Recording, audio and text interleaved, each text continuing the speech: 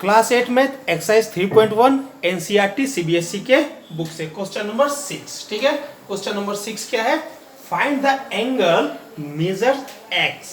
ठीक है, एक्स का हमको एंगल मेजर वैल्यू हमको बताना है इन द फॉलोइंग फिगर। अभी एक फिगर खत्म हो गया था, अभी second figure B number figure है। ठीक है, तो बी नंबर फिगर में इस तरह का दिया हुआ है।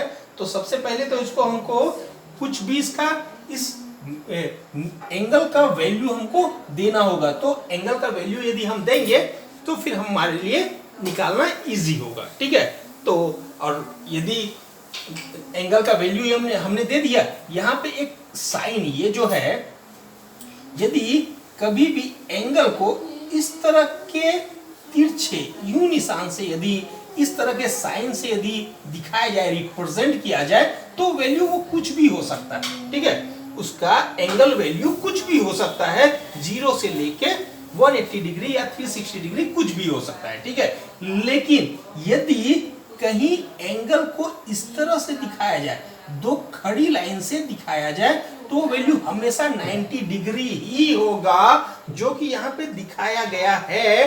तो इसका आपको ध्यान रखना होगा, ये वैल्यू कितना होगा?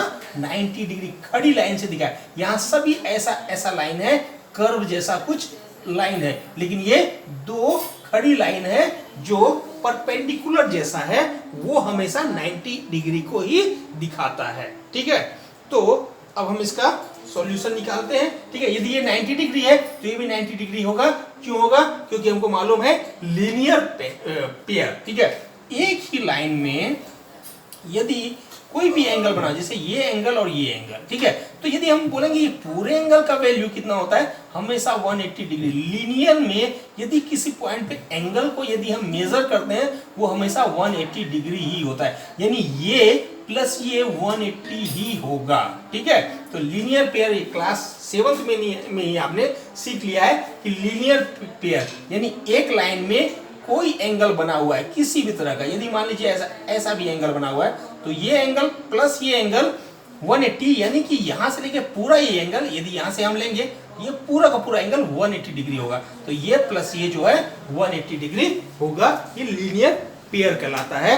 तो यही लीनियर पेयर के प्रॉपर्टी का यूज करके हम इसको सॉल्व करेंगे, क्योंकि हमको मालूम है ये 90 है ही। ठीक है, ये रिप्रेजेंट ही किया हुआ है 90 का, तो ये भी 90 होगा ही होगा।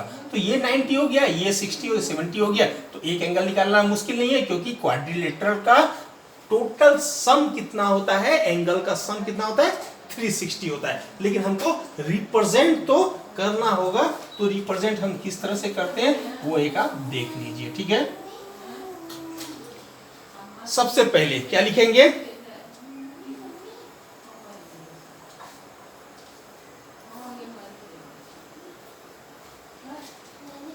लेट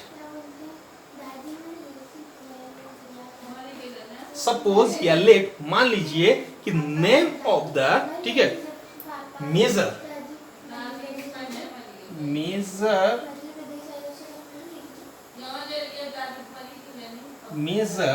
क्या है? Measure of the angle, measure of the rest angle. ठीक है, measure of the rest angle, ठीक है, P एंड Q। ठीक है, सपोज करने में क्या आता है, एक को हमने P सपोज कर दिया और दूसरे को Q सपोज कर दिया। ठीक है, measure of the rest angle, ठीक है, मेजर ही हमने ले लिया, एक का मेजर P है और एक 60 है, 70 है, कुछ भी है, ये 55 है या 65 कुछ भी है, तो कुछ भी के लिए हमको P और Q एक नंबर नेम जैसा डिनोट करना पड़ता है। तो P और Q है। ठीक है, as in below figure, as in below figure, figure को आपको वापस ड्रॉ करना ही पड़ेगा। ठीक है, क्योंकि बुक में फिगर जो दिया हुआ है उसमें P और Q नहीं दिखाया है। सॉरी, ये 90 डिग्री है, खड़ी लाइन है, ये सीधी लाइन है, ये कितना है 90 डिग्री। ठीक है, तो ये 60 दिया हुआ है, ये 70 दिया हुआ है, ये x दिया हुआ है, ठीक है। हमने इसको कितना माना है, ये मान लिया है p और ये मान लिया है q, ठीक है, as in the below figure, ठीक है। तो मेजर का वैल्यू जो है वो फिगर में मैंने इसको रिप्रेजेंट कर दिया, ठीक है, या रिप्रेजेंट एज रिप्रेजेंट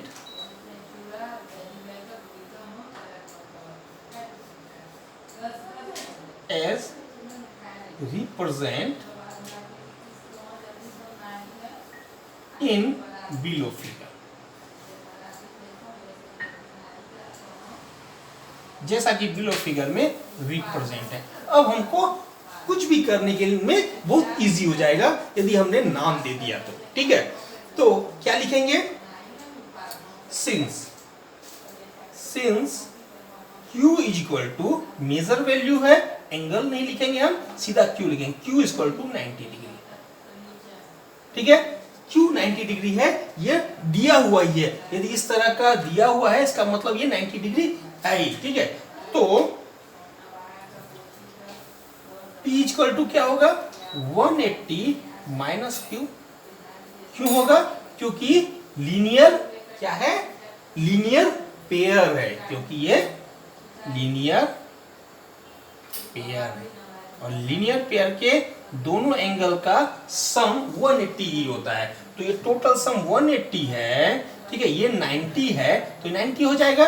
तो P का वैल्यू क्या होगा, 180 में Q माइनस इक्वल टू क्या होगा 180, या P इक्वल टू क्या हो जाएगा 180 माइनस 90 इक्वल टू 90 डिग्री, ठीक है।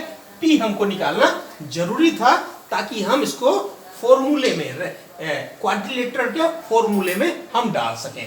अब वापस हमको लिखना है अगेन क्या है कि sum of the measure of interior angle of quadrilateral क्या होता है, sum of the measures, sum of the measures of the angle, ठीक है। एंगल का जो मेजर है, एंगल का जो वैल्यू है, ठीक है, वो मेजर जो है sum of the measures of the interior angle, नहीं इंटीरियर एंगल देना पड़ेगा, अंदर का angle, of the interior angle, of the interior angle, okay, of quadrilateral, of quadrilateral equal to कितना है 360 डिग्री, ओके, 360 डिग्री होता ही है, ठीक है। तो क्या लिखेंगे, सो सिंस यहां कर दीजिए और यहां therefore करिए, therefore x plus 70 plus 60 plus p is equal to 360 हो जाएगा, अब मैं ऊपर मिटा लेता हूं और फिर इसका वैल्यू निकाल लेता हूं, ठीक है।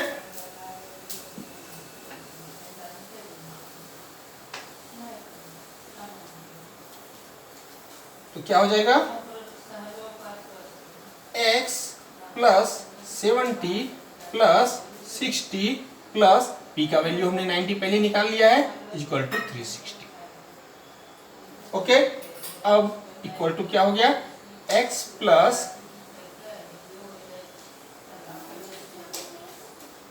2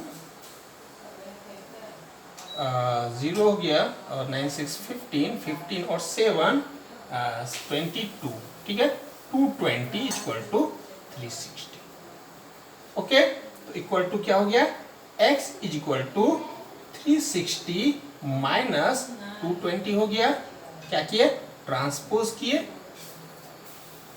ट्रांसपोज 220 टू RHS, ठीक है। तो x का वैल्यू क्या हो गया 140 डिग्री, ठीक है, निकालना हमको x का वैल्यू निकालना था, वो हमने x का वैल्यू निकाल लिया। ठीक है, तो क्वेश्चन नंबर 6 का बी कंप्लीट हो गया। ठीक है।